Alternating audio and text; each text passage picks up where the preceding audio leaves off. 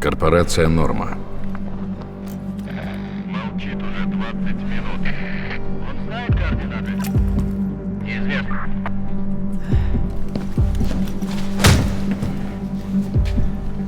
Мразь. Заканчивать бесполезно. Не думаю. Вертушка скоро будет.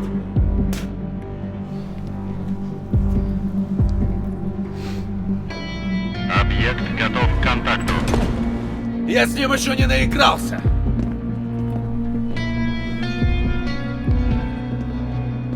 У нас мало времени.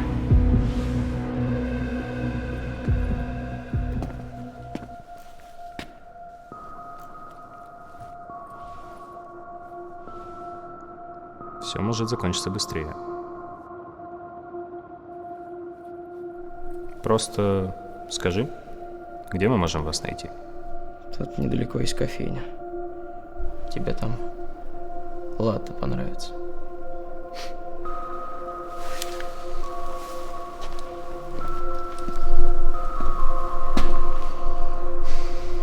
Ты думаешь, что мы злодеи? Только все как раз наоборот. Продолжайте. Возобновить протокол. Он нужен живым. Пока вы существуете, мир не может быть в безопасности. Ты не избранный, не чудо и не новый вид. Ты просто дефект, который слишком долго дышал одним воздухом с нормальными людьми. Какого хера? Они уже здесь. Отключаем. Сейчас. Держите голову. Мне жаль. Ты в этом не виноват. Это безумие! Выполняйте приказ! Сделай это. Не дай им забрать меня. Мне страшно.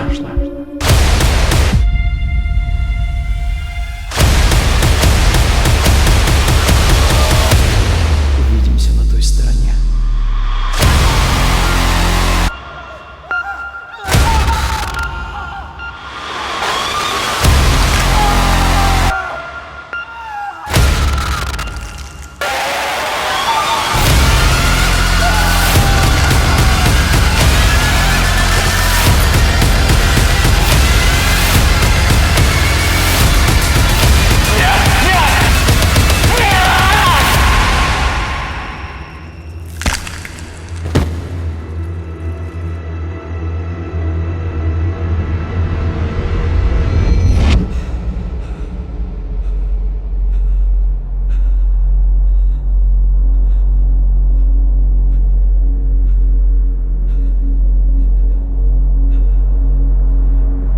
Убил его?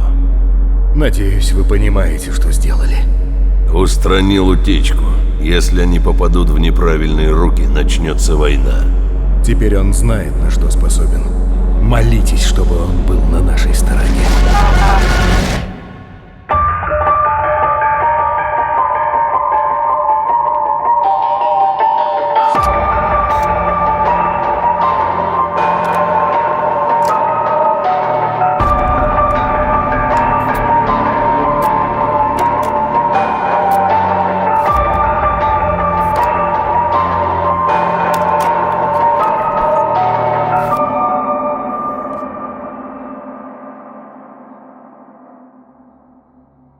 Вы наверняка заметили, что в мире творится что-то странное. И даже сложно объяснить, что именно. Просто ощущение, будто за кулисами что-то происходит. А до нас долетают только намеки, странные заявления, утечки и зачеркнутые строчки в секретных документах. Самое мерзкое в этом даже не нехватка информации, а то, чем именно мозг пытается заполнять пустоту. Когда у тебя нет цельной картины, в голову лезет уже не просто политика или шпионаж, а что-то более пугающее.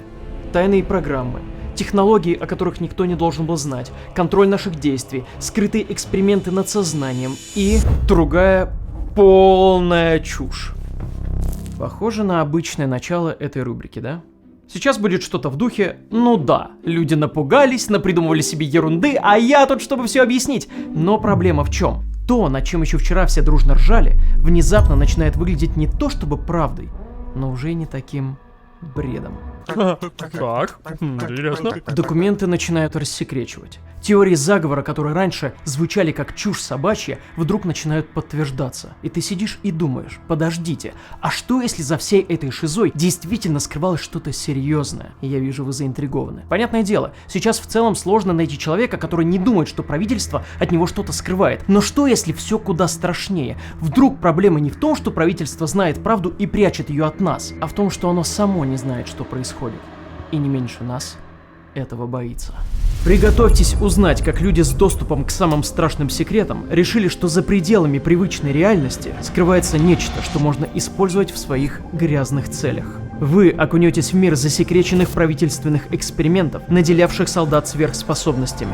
Узнаете о тайных планах СССР, познакомитесь с реальными документами, реальными учеными и военными, которые втайне от всех тратили огромные ресурсы на изучение того, что наука не хочет принимать. И узнаете, как страх паранормального может превратиться в государственную программу. Чтение мыслей и контроль разума – это только верхушка айсберга. И я покажу вам материалы, которые раньше не публиковались в открытом доступе.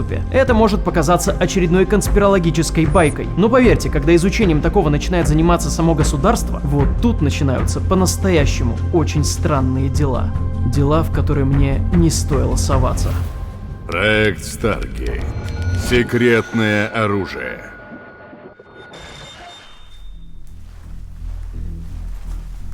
Показывайте. Куда?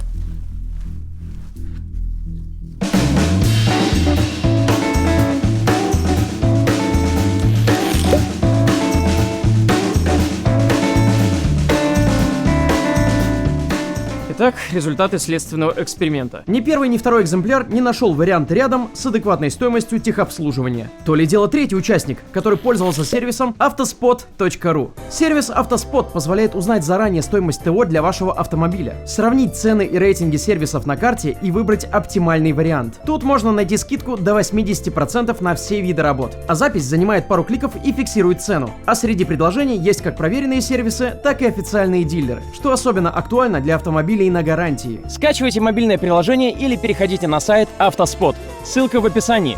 Пользуйтесь.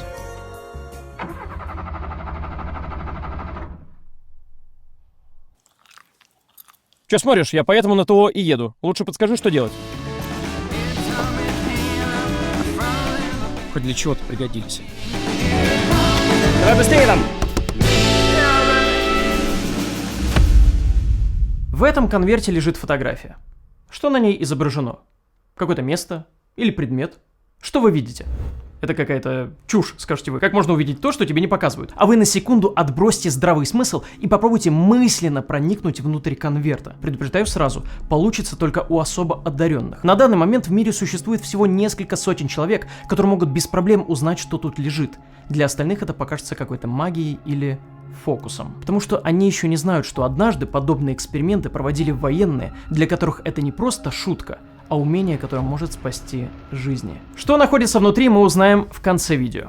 У вас пока есть время попробовать себя в качестве экстрасенса. Да, я знаю, что это слово давно дискредитировано шарлатанами с телека и всякими гадалками, но изначально экстрасенсорное восприятие — это возможность получения информации не через привычные нам органы чувств, а как будто по-другому. И это по-другому настолько сильно отличается от привычного мракобесия, что ученые всерьез пытались экстрасенсорику поставить на лабораторные рельсы. Вот, например, в 1934 году ботаник Джозеф Бэнкс Райан обобщил результаты своих экспериментов с угадыванием закрытых карт следующими словами. На основании только этой работы можно сделать независимый вывод о том, что экстрасенсорное восприятие – это реальный и демонстрируемый феномен. А если в мире существует хотя бы небольшая вероятность, что можно увидеть то, что кто-то скрыл, кому это может быть выгодно?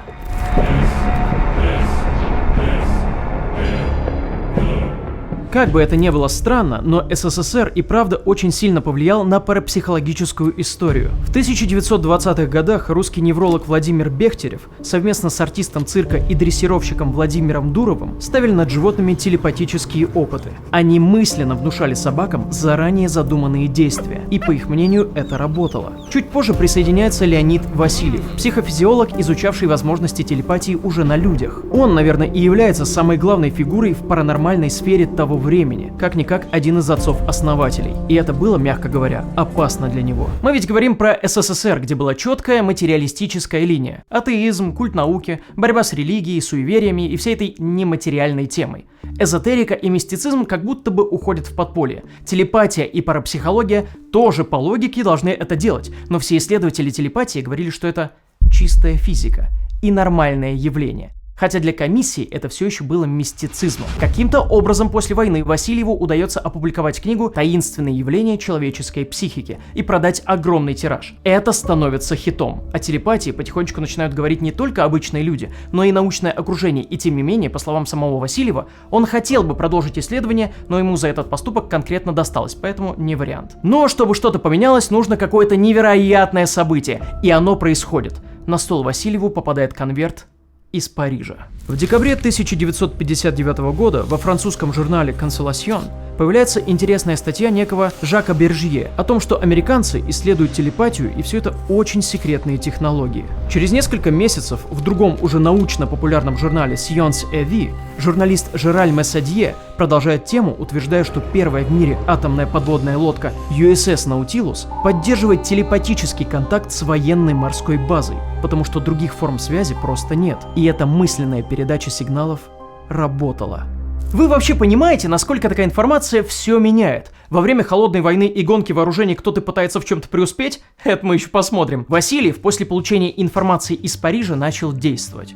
В апреле 1960 года, выступая перед группой советских ученых, он заявил: «При сталинском режиме мы провели обширные, о которых до сих пор не сообщалось, исследования. Сегодня американские военно-морские силы проводят испытания телепатии на своих атомных подводных лодках. Более четверти века назад советские ученые провели множество успешных экспериментов с телепатией. Нам необходимо срочно отбросить наши предрассудки. Мы должны снова погрузиться в исследование этой жизненно важной области». И ему дают лабораторию и возможность официально продолжать изучение, потому что не реагировать на такое очень опасно. Начинается парапсихологическая гонка сверхдержав, но с одной поправкой: все строго по науке. Вот, например, большая звезда этой сферы, инженер Ипполит Коган, говорил, что его исследование телепатии — это возможность получить новый канал передачи информации, где есть свои помехи, своя физика и так далее. Все это становится чуть ли не наукой, потому что только при таком раскладе возможно было в Москве в 1968 году провести международную конференцию парапсихологии. Туда слетаются все любители пси-феноменов, в том числе журналисты Шейл Острандер и Лин Шредер, которые посмотрели выступление, все себе записали, а потом выпустили книгу «Экстрасенсорные открытия за железным занавесом». Она становится бестселлером в жанре, и на Западе начали понимать: если успехи в космической гонке еще кто-то мог прогнозировать, но осознание, что СССР первыми создадут финансируемую государственную лабораторию по изучению телепатии, вызывало панику. Буквально. До недавнего времени подобные демонстрации экстрасенсорных способностей были практически недоступны ученым на Западе. На протяжении большей части столетия ледяная завеса секретности скрывала наше видение и знания об удивительном месте, называемом Россией. В рассекреченных файлах ЦРУ есть строчки о том, что советский экстрасенс Нинель Кулагина могла силой мысли остановить сердце у лягушки. И если это правда, значит сможет и у человека. А эти технологии могут быть применены против лидеров стран. Я, блядь, не прикалываюсь и не нагнетаю, это реально там есть. Было зарегистрировано, что русский президент Борис Ельцин был выбран в качестве цели для экстрасенсорной электрической атаки. Мне сказали, что скоро будет совершена попытка покушения на жизнь Ельцина с помощью специального генератора, который может разрушить здоровье Ельцина и, возможно, даже убить его. Как вы поняли, лор у паранормального СССР большой. Если вы поставите много лайков, я обязательно сниму спецвыпуск об этом. Но сейчас сосредоточимся на том, что Штаты реально испугались последствий. Сообщается, что в СССР существует 20 или более центров по изучению парапсихологических явлений, годовой бюджет которых в 1967 году оценивался более чем в 12 миллионов рублей и, как сообщается, достигал 21 миллиона долларов. Есть сообщение о том, что Советы обучают своих космонавтов телепатии. Подтвердить это было сложно. Информация неточная, цифры плавающие, но страх-то настоящий. В 70-х они начинают свои правительственные пси-программы, заранее уверены в том, что начали слишком поздно. Начали? Я ничего не понимаю. Они же начали на подлодках еще давно. Если зритель запутался, значит рассказчик из тебя дерьмо. Это да, но никаких экспериментов с подлодкой, как оказалось, не было. И действительно, советский страх и пси-программы начались с истории про подлодку, которую распространил Жак Бержье. Что это за француз такой? Ну, почти француз. Зовут Яков Бергер, одессит, семья которого перебралась во Францию. Очень любил мистику, алхимию и Лавкрафта. Сам же тоже писал фантастические рассказы, которые были слишком реалистичными. И однажды придумал еще один хорошо продуманный рассказ про телепатию, в который поверил журналист Жераль Месадье и начал распространять. Проблема мистификации была в слишком точных датах и именах. В моменты якобы проведения телепатической связи подлодка стояла в доке, а имена слишком стандартно американские, чтобы быть правдой. В целом, Жак Бержье за свою жизнь породил кучу конспирологий, которые живут до сих пор, поэтому это имя еще всплывет в наших историях. Позже журналист Жераль признался, что повелся на мистификацию. Тем временем, американские исследователи, которые знали, что это мистификация, вообще в шоке были с расспросов от советских ученых насчет Наутилуса. Но их ответы о том, что это неправда, только подтверждали выводы о том, что все успешно и суперсекретно. Да, то есть, в итоге что за каша получается? СССР ускорили телепатическую программу из-за того, что поверили в фейк, а США увидели, что все серьезно, и тоже постарались запрыгнуть в этот вагон. Как вам твист? Маленькая ложь иногда и правда может изменить мир. И давайте сразу второй твист, чтобы не расслаблялись. Васильев, тот, кому разрешили исследование, возможно, знал, что это неправда. Что это вообще происходит? Он в своих книгах пишет про эту историю якобы. Но если и так, то это было его билетом в мир паранормального, и он не мог этим не воспользоваться. Слишком уж все эти совпадения сыграли ему на руку, и он до конца жизни смог заниматься изучением телепатии. С такого водоворота странных событий все и началось. Невидимая война. На войне все средства хороши. Слышали такое выражение? Но более важно играть на опережение, не выдавая себя. Я говорю про шпионаж и в целом про любые методы получения информации о противнике. Это всегда большой риск. Представьте, как было бы круто узнавать не просто о планах, а буквально читать мысли, влиять на них и даже уничтожать цель удаленно и без дорогого оборудования. Мечта любого, кто хоть как-то связан с разведкой. Поэтому ЦРУ берут инициативу в свои руки и начинают подготовку. Исследования в области экстрасенсорного восприятия начались в 1972 году в Стэнфордском исследовательском институте. 21 июля 1973 года, 17:07. Туда как раз недавно устроился работать физик Гарольд Путхов и занимался лазерными исследованиями. Со временем он загорелся идеей, что жизненные процессы организма — это что-то большее, чем просто физика. Поэтому начал измерения на растениях. Он отправил свои размышления к Ливу Бакстеру, полиграфологу, о котором я вам еще 10 лет назад рассказывал. Он на детекторе лжи изучал деревья и думал, что те обладают телепатическими способностями и могут чувствовать намерения. Ты знаешь, что я с тобой сделаю, если ты не будешь сотрудничать. Как знаешь. Все это звучит как biggest piece of dog shit. Поэтому очевидно, что они должны были объединиться в некую парапсихологическую тусовку и держаться друг за друга. Поэтому я вообще не удивлен, что когда Бакстер получил письмо, его случайно увидел еще один любитель вот этого всего, художник Инго Свон. Его супер заинтересовало сказанное, и если вкратце, то он хотел помочь в исследованиях и был приглашен в институт на неделю, где они весело, в припрыжку проводили опыты над этим странным художником, который демонстрировал свою способность видеть вещи за стеной. Я двигаюсь на северное побережье, а сейчас я иду, просто слоняюсь. Окей, это точка А.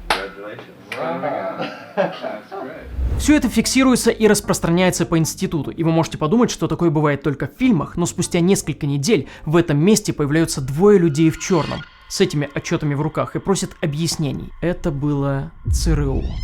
Они спросили про возможность провести эксперименты с Инго. И если тесты окажутся хорошими, буду ли я согласен возглавить программу в этом направлении. Разумеется, я согласился и все организовал. Тесты были довольно простыми, но показательными. Мы прятали предметы в коробку и просили Инго попытаться описать содержимое, не заглядывая туда. Я вижу что-то маленькое, коричневое и неправильной формы. Погодите. Кажется, оно живое. Оно двигается. В лаборатории повисла тишина, ведь все, кроме Инго, знали, что в коробке был маленький мотылек. Вскоре была согласована секретная программа. К ней подтянулся коллега по лазерной технике, физик Рассел Тарк, который тоже увлекался парапсихологией, и они начали всерьез заниматься вопросом телепатии. Но так как это слово ассоциировалось с фриками и маргиналами, было решено назвать это дистанционным наблюдением. Это называется дистанционным наблюдением. Как работает метод дистанционного наблюдения и насколько он точен? Дистанционное наблюдение – это способность видеть места, людей и действия, которые находятся за пределами досягаемости органов чувств и даже времени.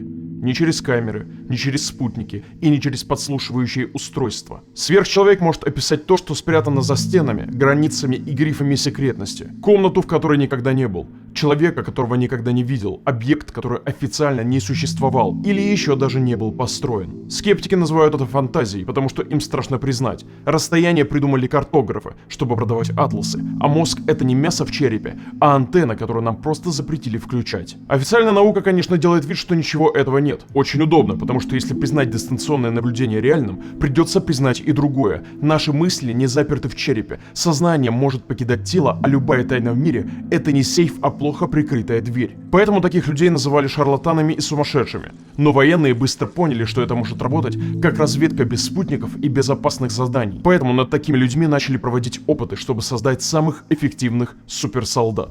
Дистанционное наблюдение было продемонстрировано во многих лабораториях в разных странах, разными исследователями. Начинали с закрытых конвертов, а потом находили вещи и людей на большом расстоянии. Выглядело это примерно так. Секретная лаборатория. Испытуемый сидит в изолированной комнате вместе с экспериментатором. Где-то в нескольких километрах стоит человек, смотрящий на картинки из журнала National Geographic, и думает о них. Сейчас этот человек является целью, поэтому испытуемый пробует подключиться к нему и увидеть эти изображения, отобразив их тут же на бумаге. Затем эти каракули передаются судье, который решает, насколько точное было попадание. Если похоже даже отдаленно, миссия выполнена. Вот взгляните, точность поражает. Ну это реально охренеть как интересно. Ученые и правда всем этим занимались. Что если попробовать? Настраиваюсь.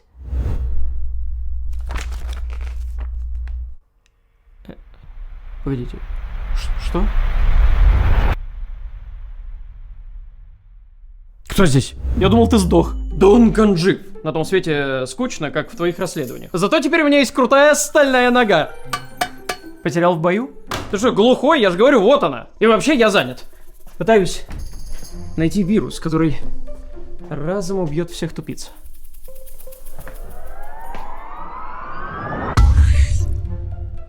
Чё звонишь? Дистанционное наблюдение. Выкладывай все, что знаешь. Придурок! Ты в курсе, что ЦРУ даже такую связь прослушивают? Это очень серьезная фигня. Чего только стоит история, когда Инго Свон пытался изучить планету Юпитер удаленно. Что ты несешь? Правду. НАСА как раз запустили зонд Пионер-10 для изучения планеты, а он хотел предостеречь в случае чего и увидел на Юпитере кольца. И что? У Юпитера нет колец. Ну, очередная ошибка.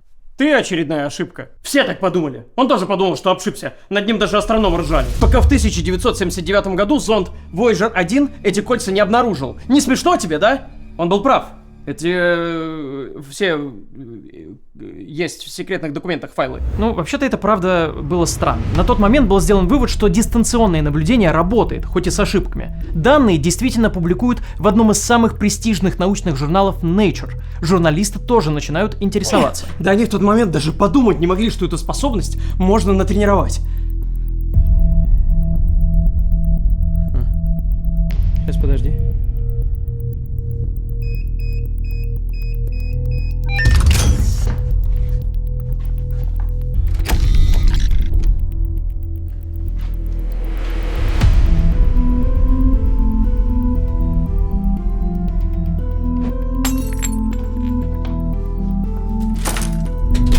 Ты даже себе не представляешь, насколько это важная штука.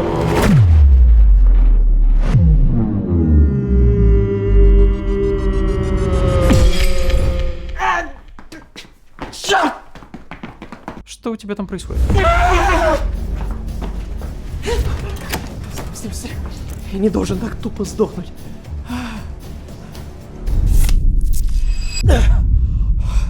было решено придумать новые тесты и испытывать уже сотрудников ЦРУ, чтобы создать армию суперсолдат.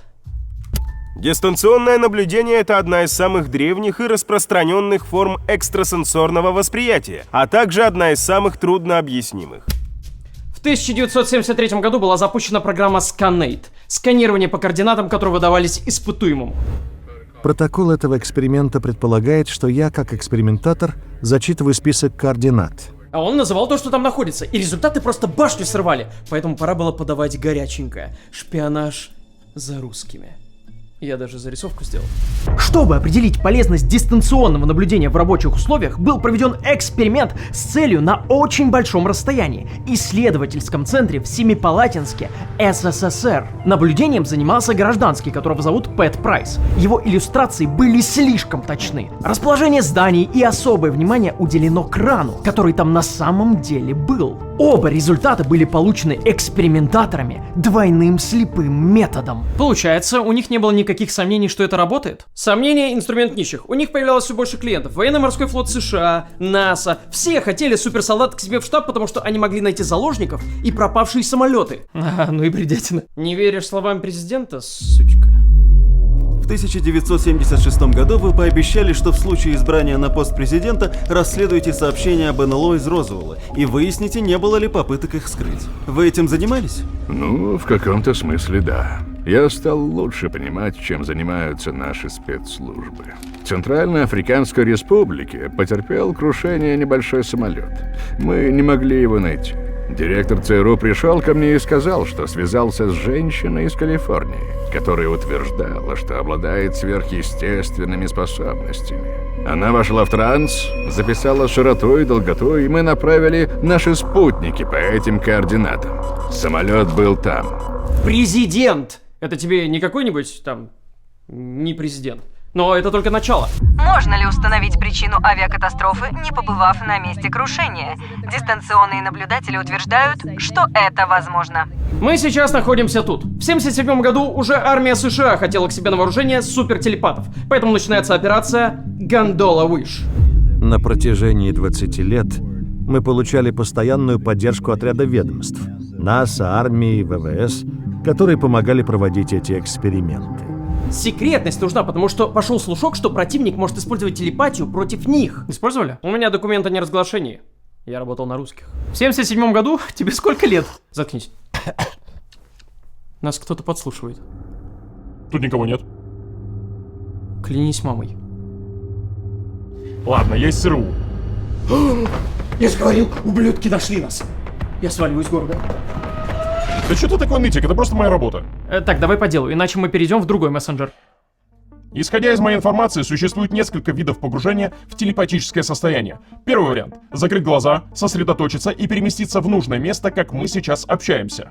Да, такое практиковали в первом институте, где все началось. Но есть еще вариант делать все это в измененном состоянии. Не слушай его, я завязал. Так, сразу говорю, я ничего принимать не буду и против пропаганды веществ. Я вообще не о том. Для усиления концентрации суперсолдат подключился институт Монро, в стенах которого бойцы входили в расслабленное и сфокусированное состояние. Передаю архивные кадры. Я здесь по официальному делу. Мне нужно узнать об этой технологии и о том, будет ли она полезна для дистанционного наблюдения. Был какой-то свистящий звук, похожий на шипение, и низкий монотонный гул. Затем было телесное ощущение движения. Как будто это могло бы стать сюжетом какого-то сериала. Ах, да.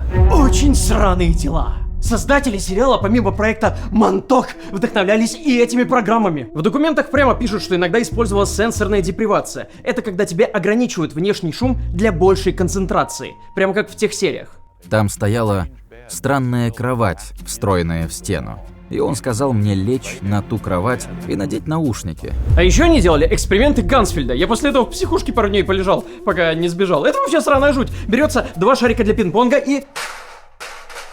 Тихо. Здесь кто-нибудь есть?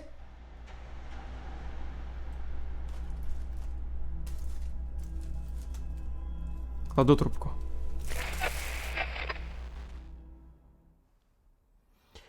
Да. Ты не мог бы уйти из моей головы? Нет, к сожалению. Понимаю. Работа. Да не, я просто не умею.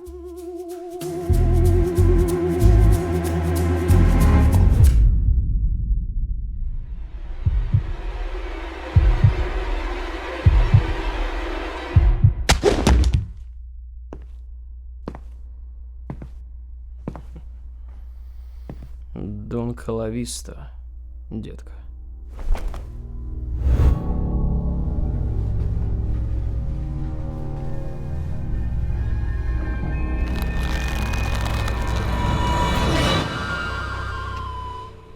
Так и знал. Они послали клонов. А что если...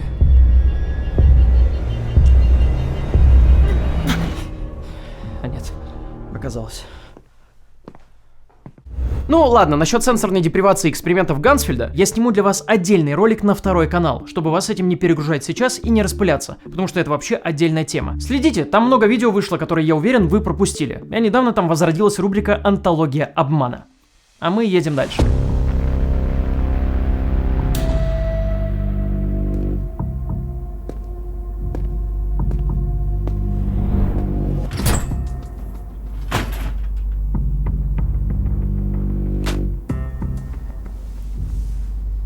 Через год появляется проект Grill Flame. И вот это уже серьезная херня, потому что за все отвечает военная разведка армии США. Супербойцы-телепаты официально стали армейской программой. Вот что говорит один из военных. Они вызвали меня и провели тестирование. И оказалось, что я превосходный экстрасенс. Вы вообще верите в происходящее? Их даже использовали во время поиска заложников в Иране, когда захватили американское посольство в 79-м. И во время поиска Джеймса Ли Дозьера, которого похитила итальянская группировка. И даже смогли описать подводную лодку в Северодвинске, о которой еще никто не знал. В 83-м году проект получает еще большую секретность и становится проектом Center Lane. Проведено уже много операций, где применялось дистанционное наблюдение. В 85-м армия отдает проект в руки оборонного разведывательного агентства, и его переименовывают в Sunstreak. Новый приток финансов и статус особо закрытой программы, что позволяет скрыть имена участников. Даже спустя столько лет их сложно вычислить, если они сами не раскрывают данные. Во время этого проекта была задача найти Каддафи во время бомбардировки Ливии и найти беглого преступника Чарльза Джордана. В 91-м информации становится больше, так как программа становится более официальной, научной и менее засекреченной. Теперь она называется Stargate. В 95-м ее передают обратно ЦРУ, откуда все и начиналось. Через почти 25 лет круг замкнулся, и на этом след пропадает. Ведь официально программы больше не существует. Но ходят слухи, что оперативники работают по сей день. Это подтверждают те дистанционные наблюдатели, которые вышли на связь, и мы знаем их имена. Ну как вам такое? Мы привыкли к мракобесию уровня, кто-то увидел или кто-то придумал, а тут сюжет второсортного сериала, где СССР и США буквально шпионили друг за другом с солдатами-экстрасенсами, выделяли миллионы долларов и писали отчеты, которых сейчас десятки тысяч страниц. Вот такие дела. Понимаю, это сложно осознать. В данный момент за любым человеком может вестись слежка, даже если телефона рядом нет. Подумайте об этом, прежде чем делать свои грязные дела. Чувствую разработку биологического оружия. Здесь. Шутки в сторону. Никто так и не дал нам ответ, что за механизм у всего этого. Может, в воздухе хранится память обо всем, и мы подключаемся к общему серверу? А может, Бог кладет образы нам прямо в мозг? Возможно. Но я бы искал ответы в самой истории. Координаты в никуда. На самом деле, все то, что вы услышали, что-то вроде официальной версии происходящего, которая до сих пор поддерживается учеными, проводившими эксперименты. Но после того, как файлы давно рассекретили, а в 2017 году опубликовали в интернете, у исследователей появилась большая часть файлов, которую они могут изучить и проверить. Семипалатинск. То самое попадание в кран и описание местности, которое приводят в пример. До меня вот не доходило, как можно описать местность, которую ты никогда не видел и не знаешь, где она находится, но наконец дошло. Оказывается, перед началом тестов испытуемому рассказали координаты, показали на картах и сказали, что это научно-военный комплекс. Вы спросите, что? А я скажу, что это написано в официальном отчете. Несмотря на подсказки, не смог определить расположение и типы зданий. Тратил слишком много времени на детали, потом говорил, я еще вернусь к этому, но забивал. Успешно уклонялся от четких заданий и увиливал. Видел космонавтов и бассейн, хотя их там не было, но из плюсов видел кран для тяжелой техники. Да, на военной Т-базе, молодец. И то в отчете написано, что ему могли подсказывать, потому что сюрприз-сюрприз, эксперимент шел не как в фильмах, где все наблюдают, не мухлюешь ли ты, а по телефону. И он нарисовал кран только потому, что его попросили на нем сосредоточиться. Well, I don't know. How'd you make out? И он описал 3 крана, когда там был всего 1. Да и вообще, все то разнообразие объектов, что он видел, в реальности не существовало. После тщательного анализа всех предоставленных данных, этот эксперимент оказался неудачным. Может, кому-то было выгодно исказить результаты и показать только то, что совпало. Чарльз Фрэнк Джордан работал в таможенной службе. Выяснилось, что брал взятки за провоз котиков. Когда его начали подозревать, сбежал и 2 года скрывался. Даже попал в сериал «Самые разыскиваемые». Таможенная служба уже не знала, что делать, и обратилась в оборонку США, попросив пару экстрасенсов на прокат. Там каких версий только не было. И на Карибах тусит, и в Мексике, и на юге Флориды. Это буквально была битва слабейших, так как никто не попадал. Но однажды один человек сказал «Вайоминг». И через несколько недель там и нашли беглеца. И кто же этот гений-телепат? Аналитик из разведки Анджела Дель Фиора. Судя по всему, не была довольна своей работой, поэтому ушла в мистику и потом напросилась в отряд дистанционных наблюдателей. И если вы думаете, что у нее был такой же метод поиска, как у всех остальных, вы очень ошибаетесь. У нее была своя тактика. Она входила в транс, и такие духи, как Джордж, доктор Эйнштейн и Моррис, указывали ей путь. Это все еще армия США, я напоминаю. И устраивала она спиритический сеанс не только ради поиска, а еще заодно гадала своим сослуживцам, что у остальных вызывало насмешки. А кто-то вообще карты Таро использовал. Но нам главное результат. Вот посмотрите, что писали некоторые издания. Работа экстрасенса сыграла решающую роль в поимке Джордана. Да, но... Таможенная служба решила проигнорировать эти сведения. Несмотря на то, что наши данные не были использованы, беглеца поймали через несколько недель в месте, которое указал наш экстрасенс. Зачем вы вообще старались, если всем плевать? У полиции уже были наводки на его возможные пути передвижения. Чисто 18 сеансов говорили все подряд, и попало только слово «Вайоминг». Туда его сюда, в яблочко прям. Что ты видишь? Да где он? Цель... не может найти билет. Билет размером с человека. От пришельца. Бред какой-то. И этот сломан. Нейтрализуйте! Я не псих! Я сам не верил, что такое возможно, пока не начал пользоваться ТЭП-путешествиями. Очень удобно и надежно. В одном месте авиа и ЖД-билеты, отели и вся информация о поездке. А поддержка 24/7 обязательно поможет, если что-то пойдет не так. Используй мой промокод УТОПИЯ для скидки до 15% на отели. Переходи по ссылке в описании или QR-коду. Что ты видишь? Ничего. Так о чем это я? Сам экспериментатор говорил, что в этих документах прям много попаданий. Но где же они, спросите вы? А он сказал, что иногда или запоминал инфу, или в личный блокнот записывал. Да, я тоже ничего не понимал, когда все это изучал. У Анджелы еще один популярный кейс был. Ее использовали для поиска полковника Уильяма Хиггинса. Она увидела его в подземном бункере и сказала, что его вскоре освободят. Его останки нашли на улице. Ну, она пыталась хотя бы. Газеты писали, что экстрасенсы выяснили местоположение ливийского революционера Муаммара Каддафи, чтобы во время бомбардировки Ливии прям в него жахнуть. Жахнули, его там не было. Иранцы в 79-м захватили американцев в посольстве, и в этот момент действительно использовались вот эти вот дистанционщики, которым, как оказалось, показывали приблизительное место, где их держат, показали фото этих людей, и единственное, что нужно было сделать, просто сказать конкретный дом. Из 202 отчетов только 7 хоть что-то близкое к делу увидели. В итоге все было зря, и заложников освободили благодаря переговорам. Насчет Юпитера вообще круто. Инго Свон и правда увидел кольца, но не так эпично, как это описывают. Из миллиарда вообще бредовых рассказов про Юпитер, просто чуши, которая не близка к реальности, он вдруг выдает. Я увидел планету, покрытую полосами, и сказал, надеюсь, это Юпитер. И, возможно, полосатые полосы кристаллов похожи на кольца вокруг Сатурна. В общем, он увидел кольца только почему-то внутри атмосферы. Одни скажут, что это шикарное попадание, другие узнают, что о кольцах догадывались еще в 60-х. Просто спустя время получилось точно подтвердить. И они за пределами атмосферы. В итоге почти вся остальная информация была из общедоступных источников, а другая просто мимо. Публикация такой информации в престижном журнале просто играет на руку мракобесам. После того, как программу рассекретили, Инго Свон начал заниматься уфологией, писал книги про НЛО и говорил, что встретил инопланетянку в супермаркете. Что было дальше? А дальше президент Джимми Картер заявил, что получилось найти самолет благодаря экстрасенсам. Экипаж катапультировался. Как ни крути, это сильное заявление, и почему бы ему не верить? Но знал ли Картер, что на самом деле произошло?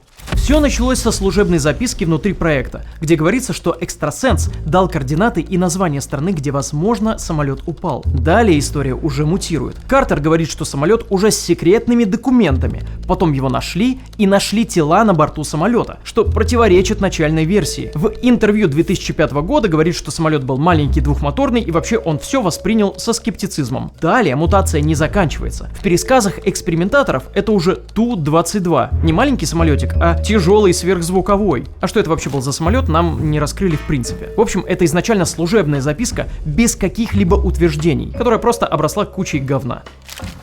О, моя любимая. Похищение генерала Дозьера в 1981 году и успешный поиск в Италии. Когда я ищу пропавшего без вести, мне нужно описать город, район в городе, квартал в районе, здание.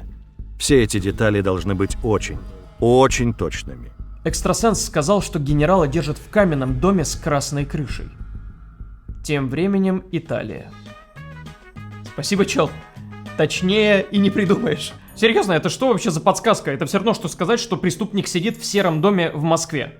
Ну ладно, экстрасенс и правда сказал, что он, возможно, в городе Падуя. Дозьера нашли в Падуе, это факт. Только рядом ни озера, ни курорта, ни больших гор и ничего того, что он еще видел у себя в голове. А в брифинге уже прям написано было, что подозревают город Падуя. Не, ну это просто... Я не знаю, что это такое, мне как будто в голову срут. Но скептики могут нахер пойти, потому что... Вот этот телепат, которого зовут Джозеф МакМонигал, говорил, что угадал прям все в мельчайших деталях, но, к сожалению, не успел передать информацию в Италию, а его уже спасли. Круто, только все было не так. Его рисунок с Падуей даже не собирались присылать итальянцам, потому что им эти экстрасенсы уже поперек горла, и они никогда не помогают, только все портят. По итогу заслугу полиции просто вычеркнули из истории, и теперь она служит доказательством паранормального. Этот же экстрасенс МакМонигал обнаружил советскую подводную лодку в Северодвинске, когда никто не знал, что она там есть.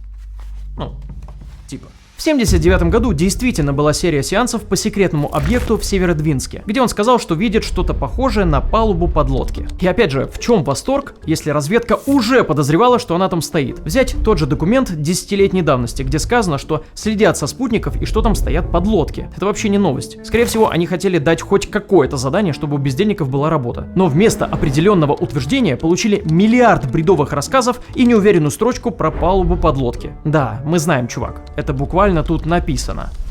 И я вам рассказал про совершенно все популярные случаи, которые выдают за неопровержимые доказательства. Все это похоже на цирк, согласитесь. Но мы еще долго будем веселиться, ведь я не просто так закончил на МакГонагал. МакМонигал. Да какая разница, все равно оба маги.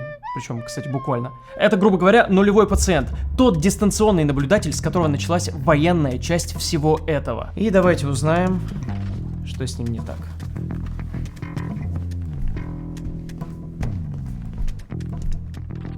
Джозеф МакМонигал рос в жестокости и бедности.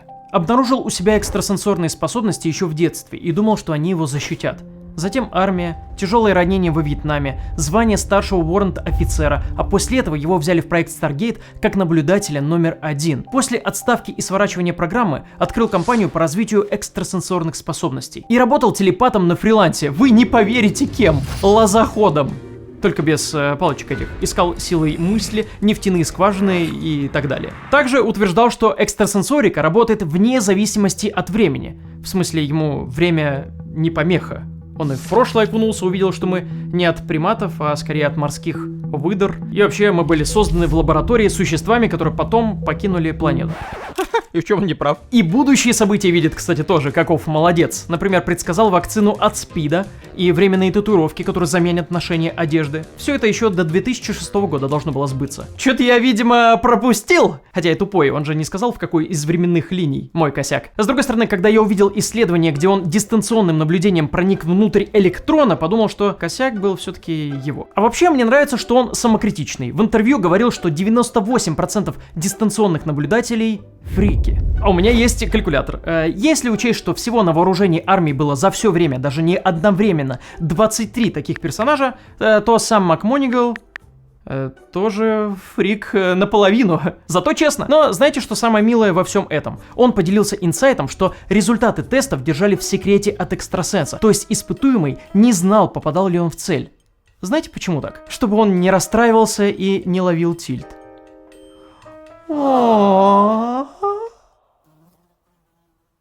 Да сука, надо было сказать мост.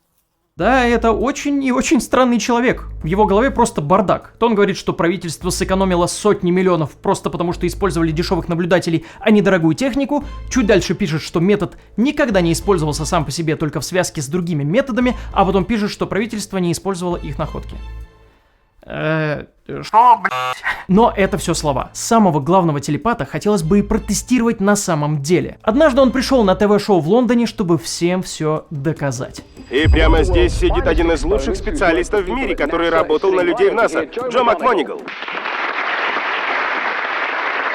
Суть такая. Другому человеку вне студии дают 4 конверта. Он бросает кубик, выпадает 4. Он открывает 4-й конверт, там место, куда ему нужно будет приехать и куда смотреть. Он приезжает на место и видит реку Темзу. Тем временем МакМонигал под камерами в другом месте открывает конверт и видит фотографию человека, который смотрит на цель.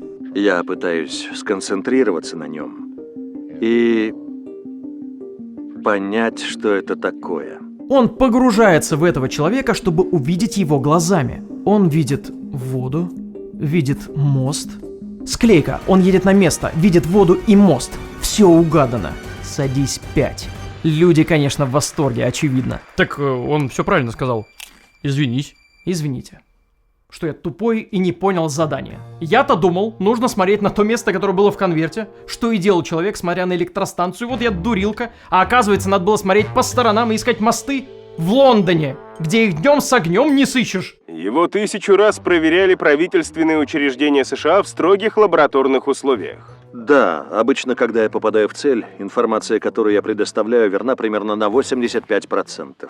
Услышал тебя, родной. Сделав небольшой ресерч, я понял, что он смотрит на электростанцию Баттерси. Река Темза проходит через весь Лондон. Там около 35 мостов, и вот этот вот похож на его зарисовки меньше всего. Из всего репортажа вырезали весь процесс, кроме попадания. Да и оно такое себе. Сначала здание с белыми полосками, которого там не было, высокие колонны моста. Говорит, это или вода, или пешеходная дорожка. И странно видеть такое жидкое попадание, когда в его книгах описано, как он мастерски до миллиметра все указал, какие предметы были в карманах у преступников. А тут мост где-то вдалеке, что очевидно выходит за пределы изначального задания. В конце вообще происходит одна из самых странных вещей, которые я видел в своей жизни. Они начинают разгонять, что он путешествует в прошлое и будущее. Это ж просто бенгер! Как он это делает? Вы действуете вне времени? Вне времени и пространства. Большое вам спасибо, благодарю. И все? И напоследок хотел бы сказать, сегодня у нас в программе был гость с планеты... И гвоздь программы... Но это передача про паранормальное, поэтому, очевидно, они должны были все это подтверждать и лишних вопросов не задавать. На другом шоу такое же испытание, 1 в 1. Теперь уже точно выпадает фотография моста. Девушка едет и смотрит на мост, но в этот раз он ни разу не сказал, что видел мост. Зато сказал, что там темно, какая-то дуга, видел сад и произведение искусства. Ничего этого там не было. Зато, когда его туда привезли, он, конечно, сказал: да, вот это прям то, что я видел. Прям как я нарисовал. Как всегда, от полного провала спас монтаж и загадочная музыка. Плюс ко всему, судьей выступает необычный человек. Это Эдвин Мэй. И это не просто его друг или случайный ученый, а парапсихолог, который все это время работал с ним на том проекте Stargate. Почему он на телешоу судит результаты эксперимента? Это прям охрененный вопрос. Начинается самое интересное. Интересное и правда начинается, ребята. И мы не знаем, что будем делать дальше. Блядь, не грузит ни хера. Поймите, я все равно буду пилить для вас контент, потому что этим живу. Но очень важно будет его найти. Если вам нравится наше видео, то очень прошу поддерживать и подписываться везде. Поэтому тут мой ТГ, где я освещаю свежую конспирологию, новости о канале и постоянно с вами общаюсь в чате. Вот Бусти, где вы получаете дополнительный контент, и если все заблокируют, то будем выкладывать в первую очередь туда. Поэтому невероятно важна ваша поддержка, и, к сожалению, я сейчас серьезно. Самое крутое, что там есть секретный чат, где сижу 24/7, скидываю инсайды, делаем закрытые сходки и розыгрыши. И раз такая тема, давайте бахнем огромный розыгрыш за подписку на Бусти. Все подробности вот тут и по ссылке в описании. А тут вообще все соцсети. Заранее спасибо. Мы продолжаем. Главные лица. Как вы видите, когда начинаешь проверять все известные истории, ты раскапываешь...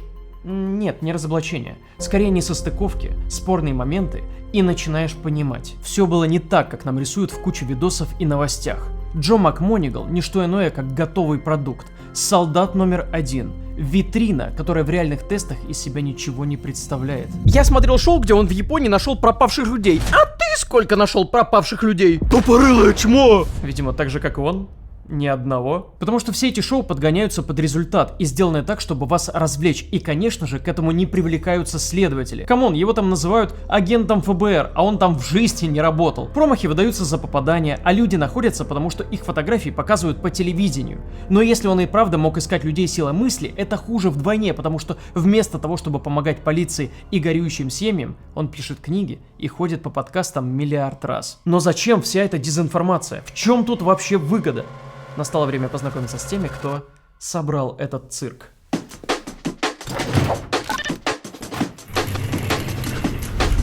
Мать твою, опять вы! Ощущение, что кто-то съел всю конспирологию, она смешалась в желудке, и на свет вышло вот это современное искусство. Чарльз Старт, академический психолог и консультант по парапсихологическим исследованиям. Он защищал ту статью, с которой все началось. Считаю, что очень плохо выполнял свою работу, потому что вместо того, чтобы признать ошибки и грубые нарушения эксперимента, просто критиковал скептиков. Связано ли это с тем, что он написал книгу о том, как быть под кайфом? Я не знаю, но в ней он все так же выбирает мнение людей, а не научные данные, и романтизирует употребление. Был награжден антипремией скептика Джеймса Рэнди за открытие того факта, что чем дальше в будущем находятся события, тем сложнее их предсказать. Теперь я вот и не уверен, что все это не связано.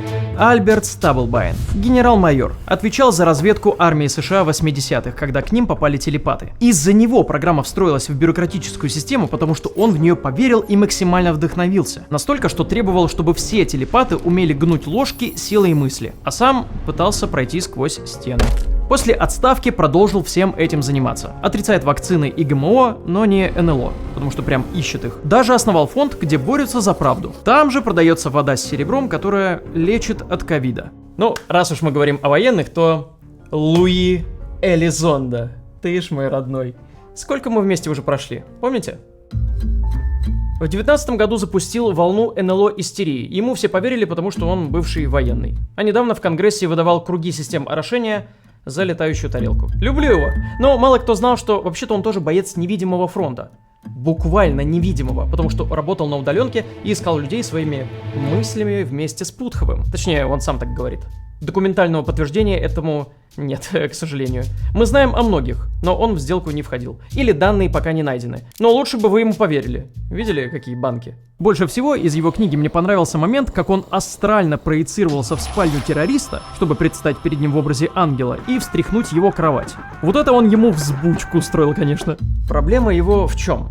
Что за все то время, что он ходит на интервью, пишет книги и всячески разоблачает правительство, он не предоставил ни одного доказательства. Более того, все его разоблачения утверждало само правительство. То есть информация или не важна, или просто выдумана. Все вот эти вот фразы «я не могу сейчас рассказать правду», «нам нужно готовиться», «скоро это произойдет» отдают какими-то нищими вайбами.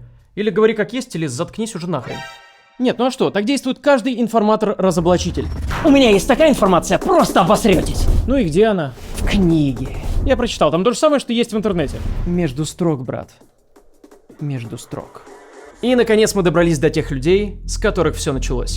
Гарольд Путхов, руководитель той программы по изучению телепатии, и Рассел Тарк, 2 физика, 2 веселых пацана. Побольше уважения, это вообще-то главные лица во всей этой истории. И именно они написали научную статью про дистанционное наблюдение. Главный вопрос, почему физиков, работающих с лазерами, вообще позвали заниматься вопросом телепатии? Мало кто помнит, но на этом канале еще 6 лет назад Путхов появлялся, где и был анонсирован выпуск, который вы сейчас смотрите. И как вы понимаете, появлялся он не просто так. Это далеко не обычные ученые. Гарольд Путхов и Инга Свон, который видел кольца Юпитера, саентологи с высоким рангом в своей церкви. Люди, которые верят в пришельцев и духов одновременно и называют это религией. Да, каждый может верить во что захочет, скажете вы. Конечно да, только Путхов, будучи ученым, публично хвалил этот культ как очень сложную систему и защищал Е-метр. Знаете, что это? Измерительный прибор ваших духовных проблем, который работает, видимо, на добром слове, я хуй знает. То есть базовый костяк военной программы про телепатов состоит из религиозных культистов. А бывший полицейский Пэт Прайс оказался в их компании и якобы нашел тот самый кран просто потому, что тоже был саентологом. И познакомились они на встрече недалеко от института, где проводили эксперименты. К такому говнюку даже я не был готов. Далее Путхов и Тарк очень верили такому человеку, как Ури Геллер. И именно из-за их вклада он стал знаменит. А он силой мысли ложки гнуть умеет. Также Путхов вместе с музыкантом Томом Делонгом является основателем Академии To The Stars, которая занималась поиском пришельцев. Опа, логическая ошибка. Апелляция к личности. Если не можешь разоблачить сам факт, затронь прошлое человека. На мне мама всегда говорила, что научпоп для дебилов. До разоблачения еще не дошли. Я, показав их историю, хотел сказать, что это не были скептично настроенные ученые. Эти люди всю сознательную жизнь верили в паранормальное и искали подтверждение своей правде. Но какого, сука, лешего им поверили верхушки правительства и выделяли деньги? А все было немного не так. И вот это самое интересное. Последний отчет.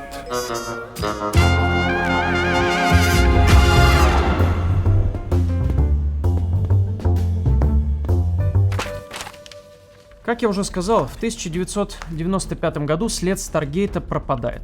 И дальше все происходит подпольно. Так удобно все это объясняют конспирологи. А дело было так. С самого начала проекта он считался маргинальным, и к нему никто не хотел дотрагиваться, кроме тех, кто верил в паранормальное. Благодаря таким людям и страху проиграть СССР были выделены деньги. Со временем выяснилось, что паника была преждевременна. Советы, конечно, занимались телепатией, но куча исследовательских центров и огромное финансирование были додуманы американской стороной, а механизм уже был запущен. В 1995 году ЦРУ откровенно устала от неопределенности. Исследования говорят, что все работает, но почему результаты операции такие отстойные? Им нужно было понять раз и навсегда, подходит ли телепатия для полевых задач. Поэтому было решено взять все записи и отдать Американскому научному институту для оценки результатов за эти 20 лет. Была нанята комиссия и 2 судьи из мира науки. Профессор статистики Джессика Ац и профессор психологии Рэй Хайман. Это идеологические враги. Она верит в паранормальное, а он является скептиком. И началось большое расследование. Борьба была равна. Он соглашается, что попаданий больше, чем если бы это была случайность. Она соглашается с тем, что были проблемы в методологии. Что и подтверждают 2 других исследователя, которые не смогли воспроизвести результаты тех экспериментов с телепатией, начали искать причину в методах, поехали в тот университет и говорили с Путховым. Тот повел себя подозрительно и не стал отдавать все данные. Они пошли к одному из судей экспериментов, и тот уже отдал все бумаги. И там были дыры. Нет, буквально. Дыры в межкомнатной стене. В одной комнате сидел испытуемый, в другой тот, кто проводил испытания. И там была трубка для проводов шириной где-то 10 сантиметров. Если присесть, то можно видеть или слышать, что происходит за стеной. Эй, пс. Не хочешь подсказку? Пошел ты, я больше на это не куплюсь. Путхов, конечно, говорил, что эта трубка всегда была закрыта. Окей, но что еще больше впечатляет, так это полуметровое окно между этими комнатами, с односторонним обзором, как на допросах. Окно было прикрыто доской объявлений. Путхов сказал, что во время экспериментов его завешивали более тщательно. Окей, но потом выяснилось, что Тарк и Путхов также подсказывали судьям записками, в которых зачем-то проговаривали порядок экспериментов и цели, которые уже были. И барабанная дробь, эксперименты шли в том же порядке и по тем же целям, как и во время тестов. Эти факты напрямую не являются доказательством мошенничества, но если мы знаем об утечках, мы не можем быть уверены в том, что на итоговый результат ничего не влияло. Но вот следующий факт — это вообще бенгер. И этого человека зовут Эдвин Мэй. Это физик и менеджер программы Stargate. Подает себя как человек, который делает все строго по науке. Только вот из документов выяснилось, что в экспериментах иногда использовались одни и те же люди, те же цели, по которым работали одни и те же судьи. Да, это ужасно неправильно, не по-научному, но все еще хуже. Речь про него. Он одновременно и проводил эксперименты, и был единственным судьей, который выносил вердикт, попало или нет. Перевожу на человеческий. Ни о какой независимой экспертизе речь не идет в таком случае. Вот если бы вам это предъявили, вы бы как парировали?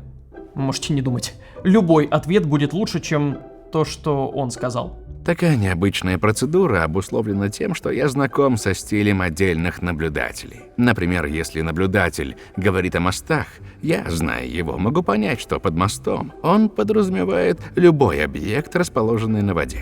И нашей целью была... Все будет хорошо, мы справимся, верим. Школа для одаренных суперсолдат в Вашингтоне. Сюда, блин! Хорош! Как же хорош! Ты прикинь, ты сказал прям четко. Объект на Земле. Не в космосе, хотя вариантик был. Не в океане, на Земле. Прям красава. Да! Теперь неудивительно, почему Мэй возражал против отчета ЦРУ. Исследователи, которые проверяли его главный эксперимент, который всегда считался абсолютно чистым, были просто в ахере от того, что увидели. Люди, которые знали, по каким целям будут работать телепаты, находились всегда в нескольких метрах от его офиса, и они постоянно общались. Это называется сенсорная утечка. Когда есть риск передачи информации перед экспериментом. Как, например, тут. Она где-то в районе залива в Калифорнии. И сейчас я хочу, чтобы вы описали обстановку, в которой она находится. Наводку, которую он сделал, уже дает понять, что рядом есть вода, что уже делает эксперимент грязным. Более того, Мэй некоторые эксперименты проводил в тайне и не фиксировал результаты, просто говорил, что получилось все супер. Его просили показать данные, чтобы воспроизвести в новом исследовании, но он отказывается. Ни капли не подозрительно. И на том телешоу мы должны просто поверить, что он не знал, что в конверте, и не рассказал телепату. Правильно понимаю? Все равно же обосрался. Вот это самая большая паранормальщина. И да, вы можете не верить, что десятки ученых просто не видели или закрывали глаза на ошибки. Это же звучит как бред, да? Но может вас разубедит это? В 1979 году в лаборатории психических исследований Макдоналла под руководством профессора физики Питера Филлипса проводились исследования паранормальных способностей. Не только телепатии, а всего подряд. Тоже с научной точки зрения, но не среди военных, а среди обычных людей, кто сможет что-то эдакое показать. Скептик Джеймс Рэнди, когда об этом узнал, объединился с двумя молодыми фокусниками и отправил их на испытания. Из 300 претендентов прошли только эти двое, так как могли удивлять жюри и делать вид, что это паранормальные способности. Рэнди назвал это проект Альфа. А теперь вдумайтесь, их тестировали 3 года. Они гнули ложки силой мысли, влияли на электрику, угадывали, что в коробках, и все это фиксировалось в контролируемых экспериментах. Сам Рэнди приходил на проект, говорил главным ученым, что их обманывают и нужно лучше проводить контроль. Но всем было похуй абсолютно, и они пришли к выводу, что у ребят правда есть суперсила. В итоге Рэнди раскрыл мистификацию, исследования прекратили, и вот так мы поняли, что даже крутые ученые могут в течение многих лет покупаться на трюки и уловки. Этого нет в видео. Прямо сейчас я у вас в голове. И раз уж контакт установлен, 25 июня вы можете встретиться со мной в реальном мире. Я буду выступать на главной сцене YoungCon, масштабного молодежного фестиваля про технологии и старт карьеры в IT, который Яндекс проводит уже 3-й раз. Регистрируйтесь и приезжайте на Лайф-арену в Москве. Все, связь нестабильна. Я исчезаю. Вы меня не видели, но увидимся там. И казалось бы, в этом проекте Stargate уже очень много «но». Но Джессика Атс в итоге пришла к выводу, что несмотря на все то, что я проговорил, несмотря на все ошибки в экспериментах и предвзятость экспериментаторов, телепатии можно доверять. Такой вот вывод. А к какому же итогу пришел второй ученый, Рэй Хайман?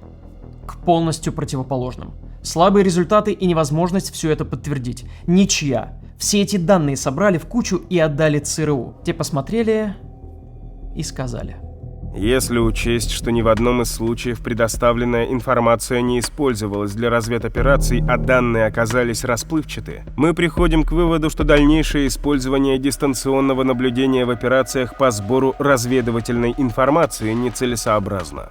Как бы проект не ушел в подполье. Его закрыли, потому что за десятки лет они официально не нашли подтверждения тому, что это работает. Я не верю, что они столько денег тратили на пустышку. Они же это в войне использовали. Ты придурок просто. Военные США потратили $20 миллионов на разработку этой поразительной техники. 20 миллионов — это для нас много. Для армии это копейка в сравнении с другими тратами. И так мало было выделено, потому что всем было плевать, и все было сделано из говна и палок. Видите этот засранный заброшенный домик на окраине города.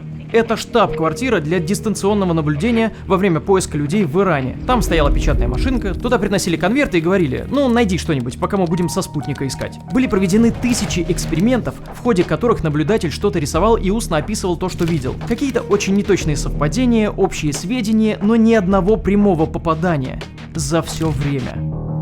Джессика Адс была не согласна. Она сказала, что эта заказная проверка нужна была для отчетности. ЦРУ давно все решило, и вообще они ничего не понимают. Во-первых, да, скорее всего, они и правда решили все заранее, потому что, как я уже сказал, эта программа с самого начала считалась маргинальной, и к ней никто не хотел прикасаться. Камон, главный военный пытался сквозь стены проходить, пока на пенсию не ушел. А во-вторых, я вообще не удивлен, что она была против.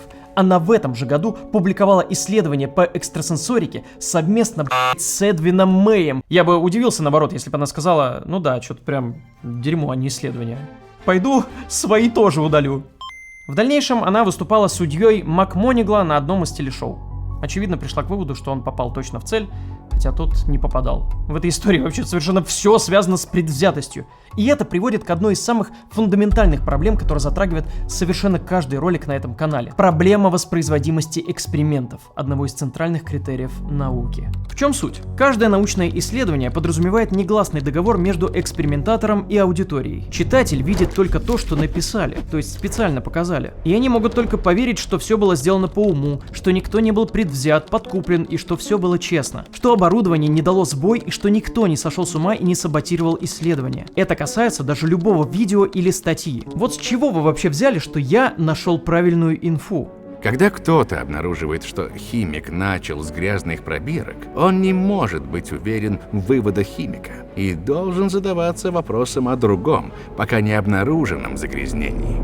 В экспериментах ЦРУ было слишком много грязных пробирок. И поэтому мы можем даже не задумываться о том, почему же так вышло, что количество попаданий хоть куда-то выходит за рамки совпадений на пару процентов. Это не важно, если была предвзятость, сокрытие данных и сенсорные утечки. Главное, что все, о чем я вам сегодня рассказал, не получилось повторить в контролируемом эксперименте. Хотя пытались. Вот вы бы хотели принимать препараты, эффективность которых не доказана в контролируемых условиях. Тогда вам придется выкинуть половину аптечки, потому что, например, самые хайповые противогриппозные не имеют убедительной доказательной базы. Я уж не говорю о гомеопатии, у которой в целом никакой базы нет. Вы ими пользуетесь, потому что у них хорошая реклама, и потому что есть ученые, которые за это впрягаются. С телепатией произошло то же самое. Расскажи им. Так давай без психов.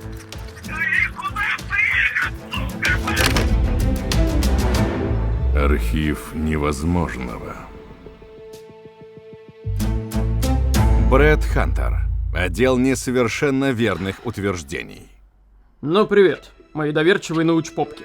Может, пора уже поговорить о том, как ваша любимая наука иногда подрабатывает бесплатным пиар-менеджером для мракобесия? Знаете, почему проект Stargate даже сейчас приходит к конспирологам во влажных фантазиях? Потому что стоит в них кинуть научной статьей, которая подтверждает их мысли, и наука сразу становится не врагом, а другом. На! Вот вам метаанализ. Это научный журнал. Там серьезные лица и умные слова. Тут собраны все исследования за все годы дистанционного наблюдения. И они пришли к выводу, что вот эта битва экстрасенсов, которую устроили СССР и США, на самом деле схема рабочая, и этим данным можно доверять. Чё с лицом, скептики? Но есть нюанс. Помните про грязные пробирки? Кажется, в этом исследовании кто-то в них еще и нассал. Вооружившись здравым смыслом и здоровым кольтом, я пошел проверять. Дебра Кац. Человек, который писал эту статью. Кто ты? Переходим в досье, смотрим места работы. California Institute for Human Science. Звучит забористо и научно, но тут прямо в учебный, сука, процесс встроено изучение парапсихологии и аномальных явлений. Она работала там парапсихологом. Это не просто тревожный звоночек, это воздушная сирена. Погодите. Еще она основатель Международной школы ясновидения, провидица, целительница и высококвалифицированный специалист по дистанционному наблюдению. Руки под стол! Без резких движений и магии. Смутновидящая прием. Это Шептун. У нас тут пи***ш в особо крупном размере. Она получала гранты и премии за лучшие исследовательские работы в сфере дистанционного наблюдения от НИКа Международной ассоциации удаленного просмотра. Проверь. Спасибо, Шептун. Информацию получила. Да, это супер заинтересованная конторка, которая, судя по всему, выдает деньги за лестные исследования. В основателях Путхов. Полковник Джон Александр. Кстати, известный тем, что ищет НЛО и Атлантиду. О, и Рассел Тарк. Ага, все свои. Так точно. Погоди. Обычно в этом разделе пишут не только основателей, но и тех, кто занимается проектом в данный момент.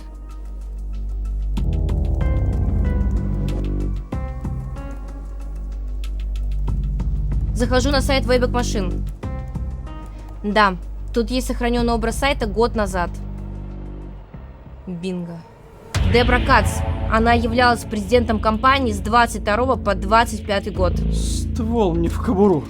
В 22 году же вышел метаанализ. Все понял. Конец связи. Вы хоть на секунду осознаете тот пи***ц, который сейчас произошел? Самый главный научный разбор дистанционного наблюдения был сделан президентом Ассоциации дистанционного наблюдения, который основал Путхов, чьи исследования в этом анализе и разбирались. В журнале, который занимается изучением пришельцев, ясновидящих и лозоходства, сука! Это попытка сбыта мракобесия несовершеннолетним. А за это даже статьи нет. Но хотите еще немного отупеть? Прямо на ее сайте написано, что она психолог и лайф-коуч, но без лицензии. Если найдет проблему, то отправит к профессионалу. Она целитель, но не врач. Если будет проблема со здоровьем, то она посоветует врача. Я, может, конечно, не шарю. Ну нахуй нужна вот эта прослойка в виде целителя, который тебя все равно отправит к врачу? Вам что, деньги некуда девать? Если ученый сказал, значит правда. Заткнись. Это университет Райс в Техасе. Это синоним слова «наука». Там выпускались нобелевские лауреаты, астронавты НАСА и вообще много всяких смышленых людей. И у них есть огромная коллекция паранормальных документов, которые мало кто видел. Как это связано вместе? Череда интересных совпадений. При университете есть исследовательский центр, где хранится много рукописей, редких книг и цифровых материалов. В 2014 году астроном Жак Валле искал место, чтобы хранить свою коллекцию всякой всячины из-за боязни потерять накопленное. И что? А то, что Жак Валле один из самых известных уфологов и породил миллиард конспирологий своими рассказами. А его коллекция — это рассказы, переписки и заметки об НЛО, собранные за 50 лет. Универ мог сказать: нет, спасибо, обойдусь как-нибудь. Но Жак обратился далеко не в него, а вот к нему. Это Джеффри Крайпл, заведующий кафедрой религиоведения в университете Райс как раз. Дело в том, что он очень интересуется паранормальным и продавливает идею создать архив в универе, где работает. Это типа для изучения, и вообще очень полезно будет хранить все это под замком. Так появился архив невозможного.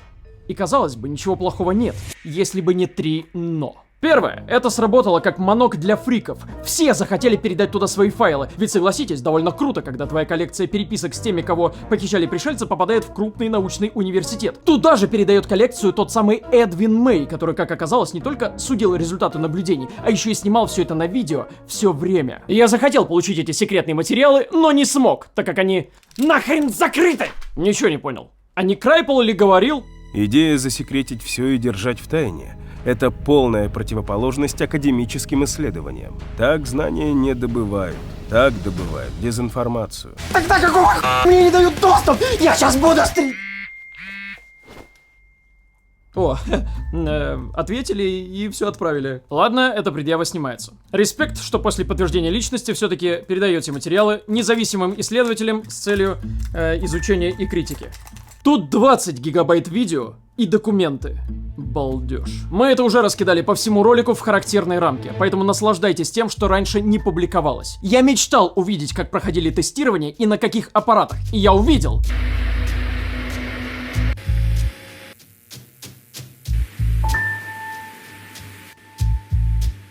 О, так, конечно, даже не близко, как я себе это представлял. Сидят, что-то курят, ржут. Наверное, в очередной раз мимо попал и расхихикался. Путхов вон в носу сидит, ковыряется. Это даже как-то приземляет. Я-то думал, что это у меня все из говна и палок. Оказывается, так даже в дорогих секретных программах. Второе но. Крайпл при поддержке самого университета в его стенах сделал из архива что-то вроде общества, запустив международную конференцию по паранормальным явлениям, где из выступающих сложно найти человека, который не был бы связан с распространением чуши про телепатию телепатию и пришельцев. Не вижу ни одного скептика в спикерах. Все, что вы скажете, будет проверено двойным слепым методом. И третье. Крайпл говорит, что этот архивный проект построен на документации, диалоге и доверии. Он прямо говорит, что поверил людям, которые оставляли свои материалы. Так как сам изучает паранормальное, и наука якобы не может все объяснить. Дистанционные наблюдения он описывал как невозможно отрицать. Блять.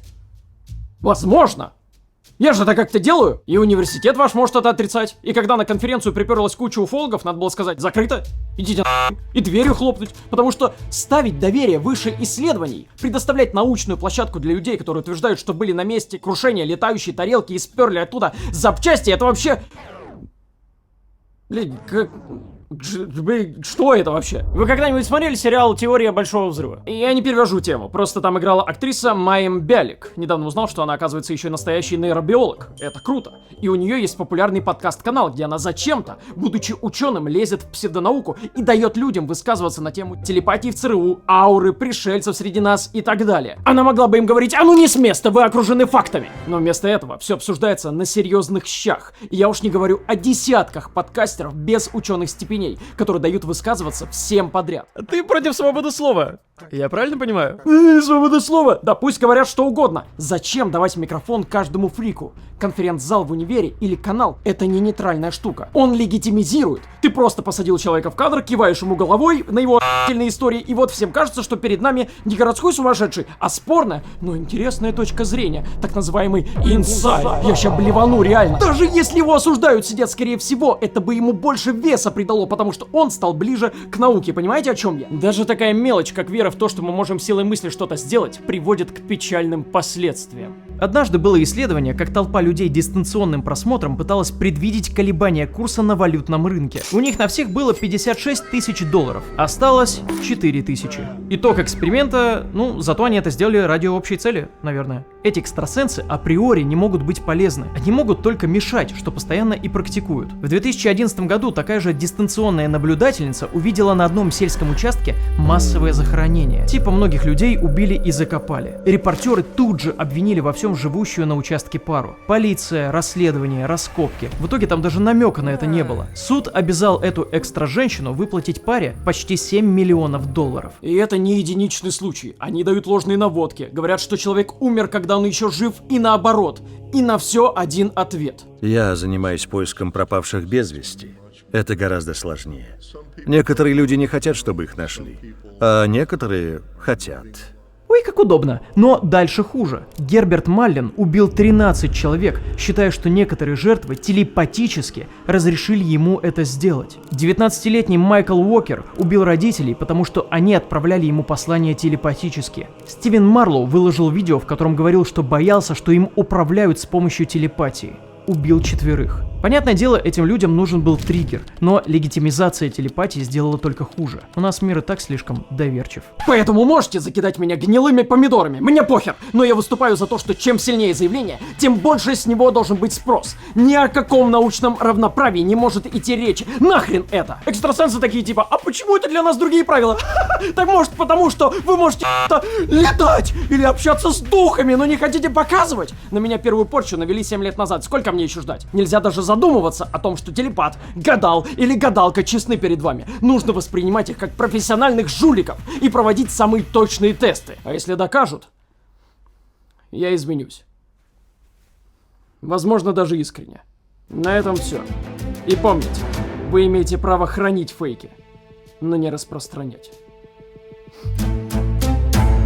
Иногда ученые и правда, сами того не подозревая, делают все, чтобы продвинуть эту дичь в среду, где люди разбираться не хотят, а хотят просто верить во что-то. И я, и ты, все мы. Просто у каждого своя граница. И эту границу давно прощупывал никто иной, как Арт Белл. О нем был целый выпуск. Радиоведущий, который дал старт большей части конспирологии, которая живет по сей день. К нему на интервью часто ходил МакМонигал, рассказывал свои охуенные истории, как гнул сталь силой мысли, о существах на Марсе, о том, что инопланетяне это роботы. Когда открыли мое личное дело, обнаружили, что я пережил клиническую смерть и встретился с Богом. Я думаю, что инопланетяне здесь для того, чтобы стабилизировать ситуацию. Может показаться, что в ролике про ЦРУ и телепатов уже зашкаливает концентрация НЛО. Ну так это и не удивительно. За эти годы были привлечены более 20 экстрасенсов. Это была изнурительная работа. Одни попадали в психиатрические больницы, другие теряли связь с реальностью и становились одержимыми кругами на полях и инопланетянами. Также к Беллу ходил аналитик проекта Stargate Эд Деймс. Людям нравились рассказы о том, как он проводил свои испытания дистанционного наблюдения, что они следили за инопланетянами и Атлантидой, и не замечали, как он начинает перегибать палку, говоря, что однажды их целью был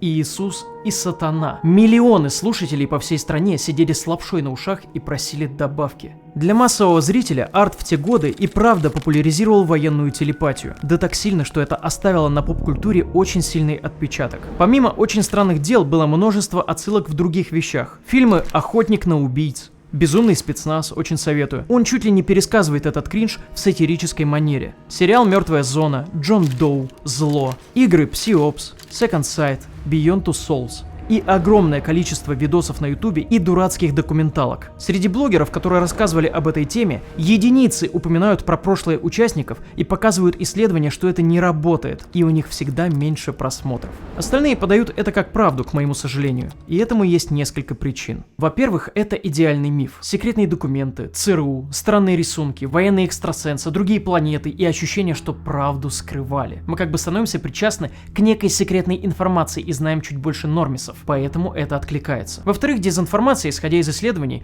тупо цепляет больше и привлекает внимание. Я года с 4-го существования канала начинаю с сенсаций, а потом уже разоблачаю в середине. Просто потому что хочу, чтобы канал смотрели не только скептики. А что касается войны телепатов, мне кажется даже немного ироничным, что две сверхдержавы пытались прочитать мысли друг друга на расстоянии и понятия не имели, кто все это заварил. Вся эта история на самом деле не про сверхспособности. Она про то, как легко страх, конкуренция, жажда контроля и красивая легенда превращают чушь в нечто большее. В данном случае в государственные программы. Для них главный результат, остальное не важно.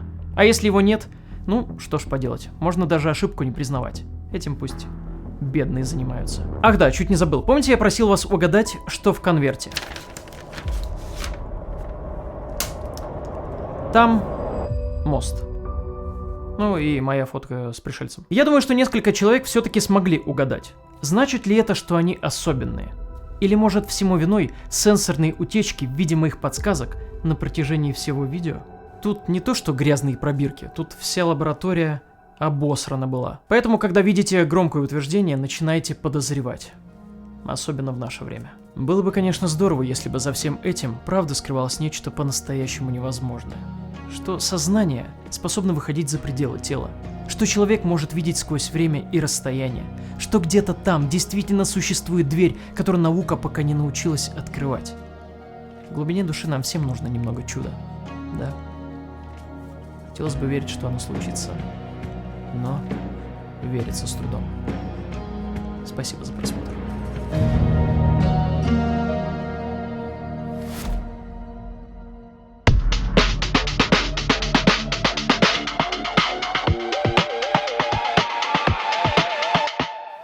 Под лампой папки, печати, архив. Подземный блок и скоростной лифт. Белые стены прячут холодный режим. Они хотели сделать человека другим. Поставили цель на секретность контроль. Двигать предметы, наносить урон. Слушай через стены, видит даже сквозь брак. Сделать из нервной системы правительственный враг. Беды для страны, опыты для истины. Те, кто сделал монстра первыми, услышат в спину выстрелы. Я твой суперсолдат. Сверхсекретный проект. Меня сводит с ума. Неизвестный эффект. Я твой суперсолдат. Сверхсекретный проект. Меня сводит с ума. Неизвестный эффект. Протокол милосердия, пункт первый, да в путь скверность. Я там виверный за дома, что по миру живут с гербом, на которых животные, что свергли всю надежду на слабость, убив веру. Комитеты создания сверхмерного человека, что выйдет за грань ветки. Шаг вперед, кто готов, и я делаю. Меня ведут палаты, но опять неловко. Не врачи говорят, а мы все на иголках. Химический состав крови качает орган. Мои раны зашибают, управительский горько. Не хотел, чтобы у меня была сила десятерых. Как вели лопаты, ищите во мне глазари. Называй меня мутантом, новым ДНК чудес. Да мы люди Икс, потому что на нас ставят тест. Я твой суперсолдат, сверхсекретный класс. Меня сводит с ума. Неизвестный эффект. Суперсолдат, сверхсекретный класс. Меня сводит с ума. Неизвестный Всему наперекор нужен рекорд, чит-код, пин-мод, чтобы не в морг, а идти в бой. Сил, боль через аппарат, мир мой. Скоро будут звать меня супергерой. Тоже как металл, сплав, страх не берет нас. Все это могло бы быть, если бы был жар, что через пробирки родится солдат. Словно кракен, чудовище со дна. 40 метров под землей, это реальный андер. Ненадежна карта координаты. Шиманки ведут под вертолет на лоб. Арсенальный пульс, строит моральный компас. Проект прекращен, проверил комитет. Паранормально.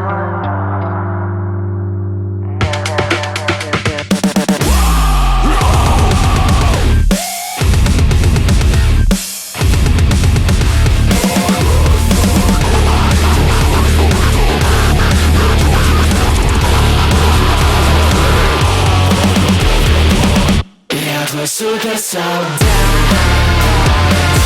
сверхсекретный класс.